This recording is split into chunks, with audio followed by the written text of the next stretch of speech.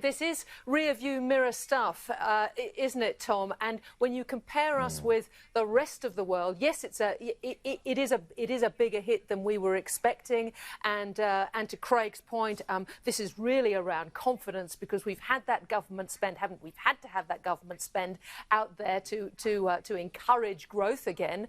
And we've also had a very good quarter of exports, particularly with our iron ore miners. But really, this is about business investment. This is about consumer confidence, which will be the key thing going forward. But, you know, if you compare us to, say, the quarters that have happened abroad, I mean, Britain, minus 20.4%. The US fell by 9%, Europe by 12%. So really, we have once again, I think, relatively speaking, our low has been a lower dip than elsewhere in the world. And I guess encouragingly, from this point on, this is the June quarter, we had restrictions being eased, except, of course, what happened to Victoria, Kieran Gill. But what do we get now from the government? This is the first and crucial response. We haven't heard a lot about the forward-thinking plan. We've got the budget in October. Do you think they start to lay out the case now around some seismic changes in terms of economic policy? Look, this is the backdrop for that argument. I think it's still some way off before we see that bold policy that we've been hoping and waiting for. But I think what we'll hear today is a couple of points. One is to make that comparison with the international experience that we've seen, as Tiki said, in the UK, in France, in Germany, all double-digit contraction for the June quarter. There's that point.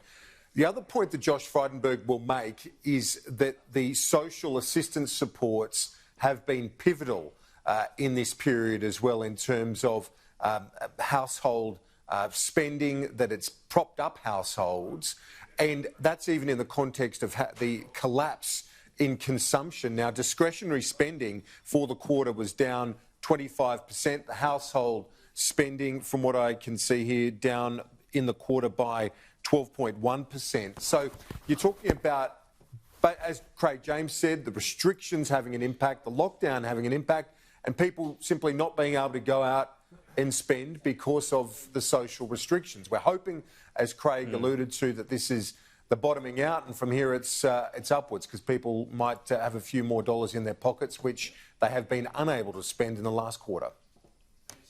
Yeah, that's a good point. I guess the easy headline, though, Andrew Clennell, is, well, the run is over.